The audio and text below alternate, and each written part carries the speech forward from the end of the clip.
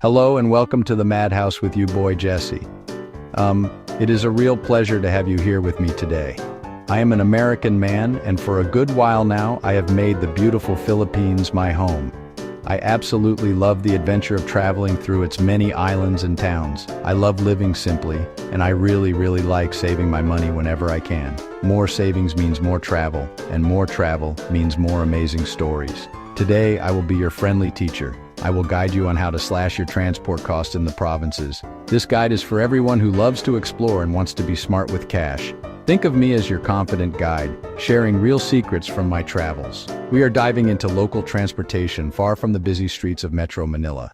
By the end, you'll have a toolbox of tricks. You will learn about ways to get around. Iconic jeepney humble pedicab. I will give real price examples. We're not just talking what to ride, we're talking how to ride smart. That means planning your trips, knowing when to walk, understanding local travel culture of getting from one place to another. This 10-minute guide is packed to last a lifetime of travel. Get ready to take notes or just sit back and absorb. We'll cover everything to navigate provinces like a pro. Island hopping on a budget, zipping through a small town on a tricycle, I've got you covered. Travel richer, not just cheaper. Move like a local and connect deeper. Let's get started. It's going to be a fun ride, I promise. First things first, let's talk about the absolute kings of provincial roads, the jeepney and the tricycle. You will see these everywhere, and they are your best friends for budget travel. The jeepney is basically a shared minibus, often decorated with bright colors and chrome horses. It is a true Filipino icon. Riding a jeepney is cheap. For a short ride within a town, you will pay around 10 to 20 pesos. If you are traveling between nearby towns, the fare might be closer to 30 to 60 pesos. You simply hop on, find a seat, and pass your money to the driver through a chain of passengers. It's teamwork. When you ride a jeepney, know where you're going. Tell the driver you're stopped by saying "para po" when you are getting close. It means stop, please. Always have small bills and coins. Paying a 12 peso fare with a 500 peso bill will get funny looks and a sigh. It slows everything down. Be prepared with change. Don't stress or argue over a few pesos, it's not worth it. Enjoy riding with the locals. Now, the tricycle or trike. A motorcycle with a sidecar attached. Perfect for short trips where a jeepney won't go. The local taxi of small towns. Typical short ride fare, 10 to 50 pesos. Traveling alone, expect a higher rate. To save money, wait for other passengers, shared rides. Always ask the price before you get in. Ask, "Magkano po papunta sa destination?" Tip, know when to walk. If it's a 10 or 15-minute walk, just go. Walking is free and helps you find hidden gems like a small bakery or a cool little shop. It's good exercise. Use a tricycle when you have heavy bags when it's scorching hot or when the distance is a bit too far to walk. Combine walking with cheap jeepney and tricycle rides and cut your daily transport budget significantly. Choose the right tool for the job. If you're looking for a bit more speed, a little more adventure, let's talk about two-wheeled options. First up is the habal-habal. It's basically a motorcycle taxi. Just you and the driver on a motorbike, zipping through traffic, climbing a steep mountain road. It's fast. It's fun. Sometimes the only way to reach remote waterfalls or viewpoints.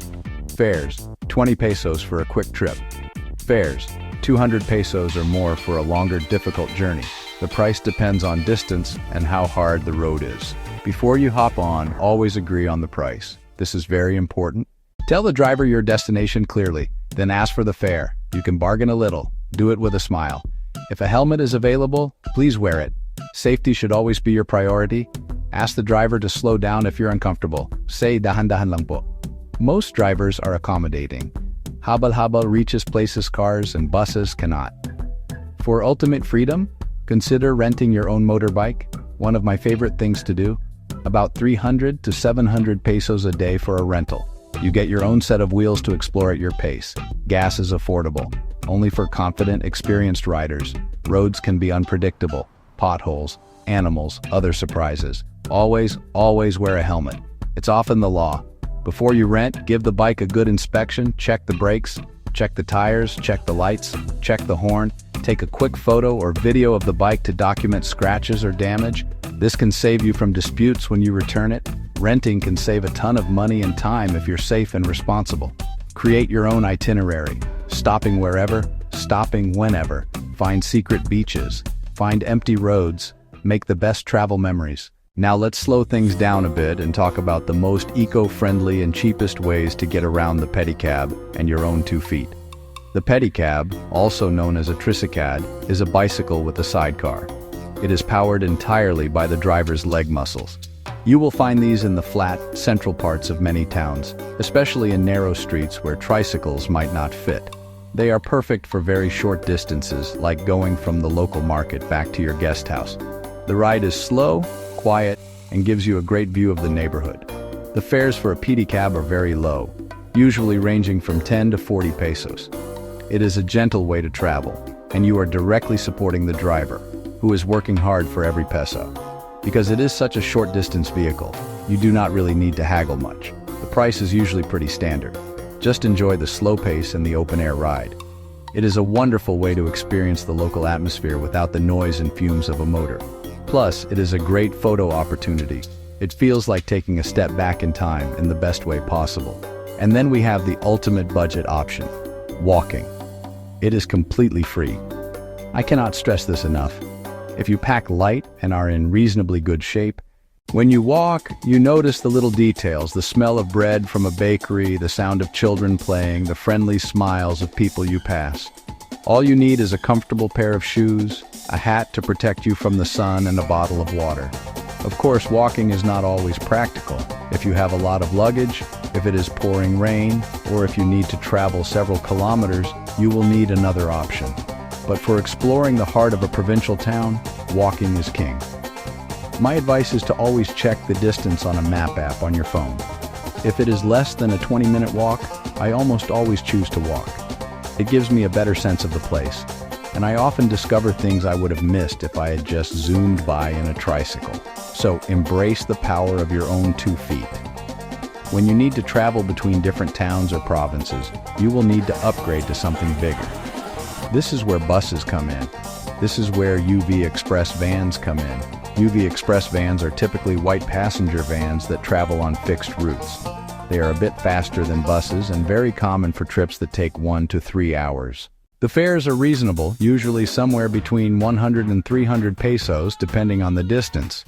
They are a great middle ground option, offering more comfort than a crowded jeepney but costing less than a private taxi.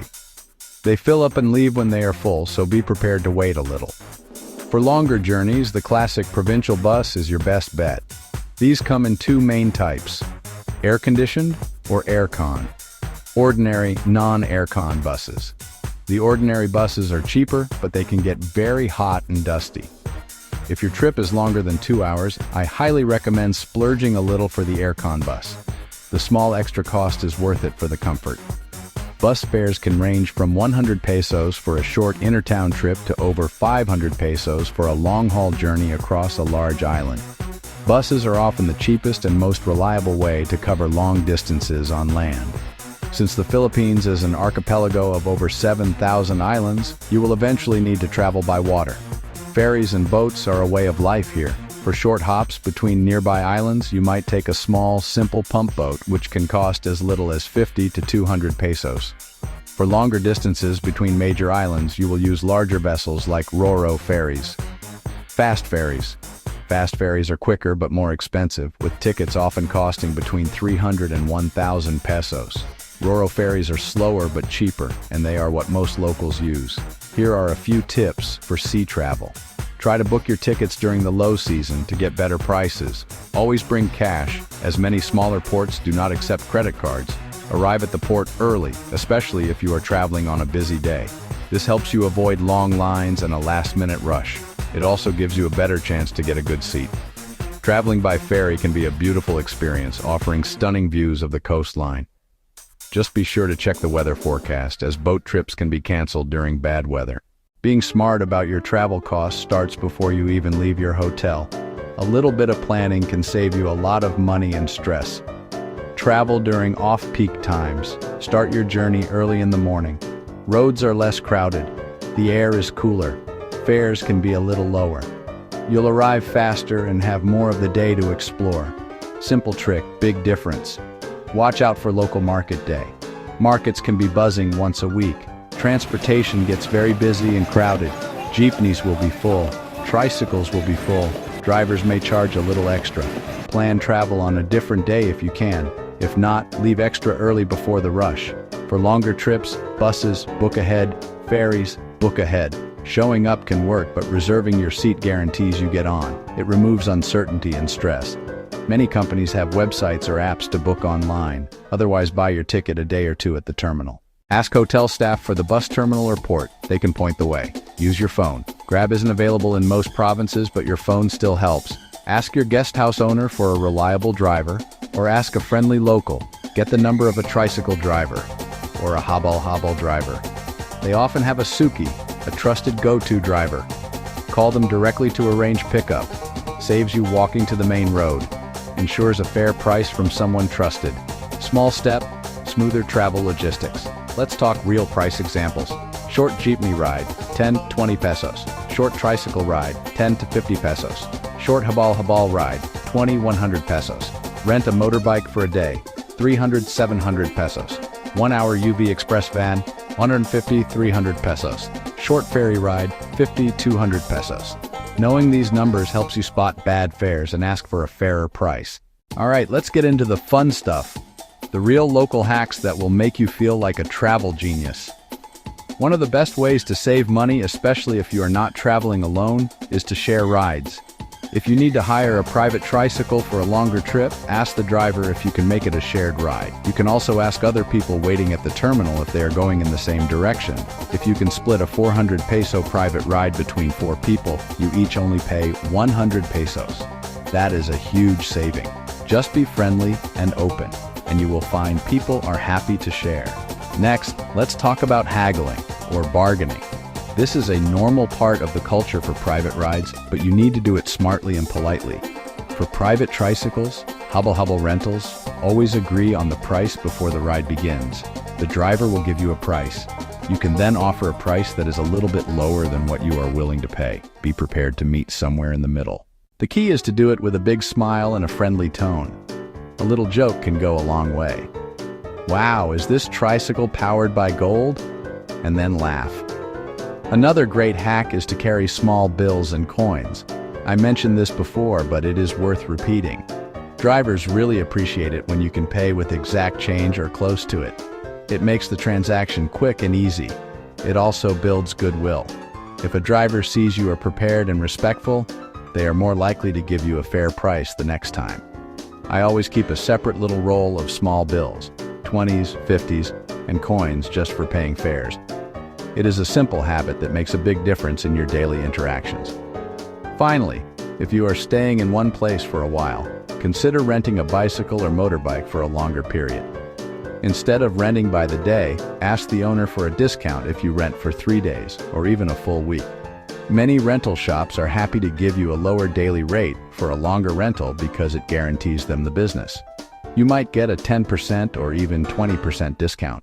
This is a fantastic way to save if you plan to do a lot of exploring from one home base.